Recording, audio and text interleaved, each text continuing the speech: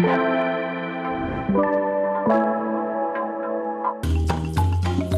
kwa benen so do ba Adom TV bedroom health tips eso na wochi mu Adom na dom ye se ye kasa efa menstrual disorders ehun na wochi mu nyina kan ye ho 5 minutes adwada de kosi fiada na endpoint homeopathic clinic won madaroma ene ye nya titiu ni won di nkomo fa pomodin ensem na wochi mu ye ne doctor Edu Boaten endpoint homeopathic clinic ene ye di nkomo afa menstrual disorders ho enye fidie no free ha ye bewie no ubon se wosuade na free ne ede kosi fiada 5 minutes bia ubetie ne kakra no ubon se wosuade medi afia amankwa tamaklo endpoint homeopathic clinic say yan kaiwo oguso a woye scanning no free scanning eye emema no prostate nti mema ni nyina azu ni osmo mu nyina endpoint mu ko cheke na mo hwese mo prostate na ho te say ya na no achi ma no woyem ho ana se awodie ni mo ese mo hwehwe se bibia ye kama eno na nyarewa ahodo obi frɛ endpoint obefra hwɛ number no na wo screen le so no na frɛ ene ne nkomo Dr. Edu Boaten e wo ha na wo chi mo doc ye mo akwa be ye da se na wo chi mo se ye kasa fa menstrual disorder enti eno e de wo bone tofa ama ya ye kasa menstrual disorder pem be o se ye te ase se menses ana se oba nya menses ana ye kasa period no enya de a eye ade bi a eye nomi bi ana wo say ye hawo bi ma oba dem tie oba wo say oba bi anya menses ne se menses no ewini oba nti ema pe na ye abode a nyankopon inimdie mu no they get renewed every blessed month and nti no sade enka oba bia esole oba bia anyam be 9 months na opeso wo a ka bo so oba no abeka be some few weeks ya bo so akotokot na wo de enwera asem in anticipation say oba bewo ama akora na da saa court nim saa so na nyankopon nim die mu no na bosumi bia no nyankopon nim die nim no onim say oba betimi anyam ene nti bo sa awodie nim no ye won samu bi e ba awodie nim a ne na akora na obanyam no na akora na ba beto so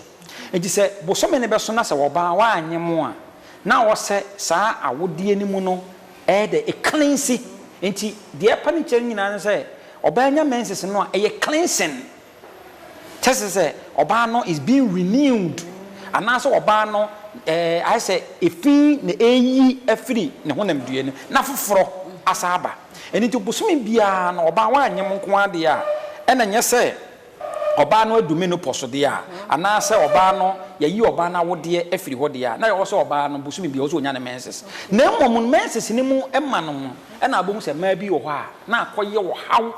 e de amasa ama no obi wo ho a physically no bon say no mebe gugu ne ho keka no ne ho emfa no obi wo kra wa yale at once obi ho obi be fifi obi be titintesuo obi ntimi ne di obi yam timitim eno no ye wo hawo ne be ka say menstrual disorder obi wo koso emotionally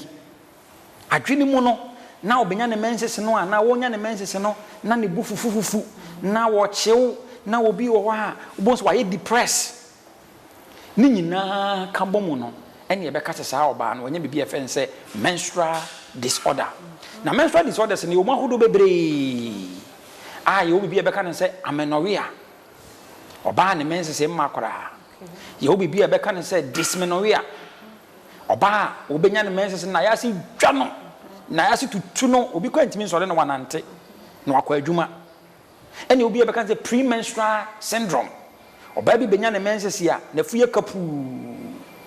what it into so of fefe nso agugu oba no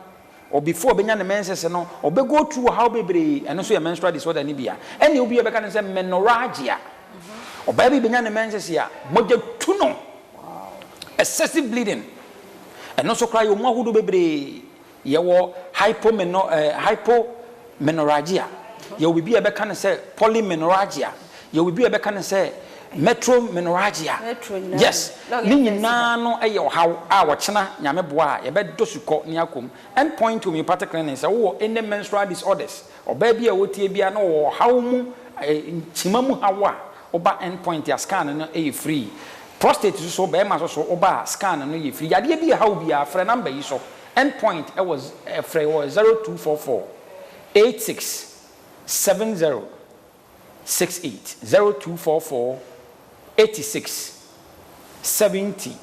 68. Yeah, Dr. Duboati ase afeni ahye nkomo na ase na wochi mu nto ochena sabre ya 5 minutes wa kan ho na ya to aso medi afia amankwa tamaklo. Dada sibia mi samu akwa abado badum TV bedwam dwumade so meda sepa umre no wadaje a odi ama ye medi afia amankwa tamaklo. Emfa seda no ma point Homeopathic clinic won adaro ma ene yetimede health tips no ebro wo nti yare bia etichu na wiki mu nkomo ayedie menstrual disorder no ene how onsebuo mu ohaw bia no fa Dr. Duboati number no wafre no na fe watumine no edi enkomo meda aseso be ne sa ochena sa bre no a 5 minutes ye nche na edi sa nkomo na wie ye be yesa kosise fiada te bedu fiada re de no hu se whole topic ene ya discussing ti ene ide watie bibi hawa no wafa number no 0244867068 0244867068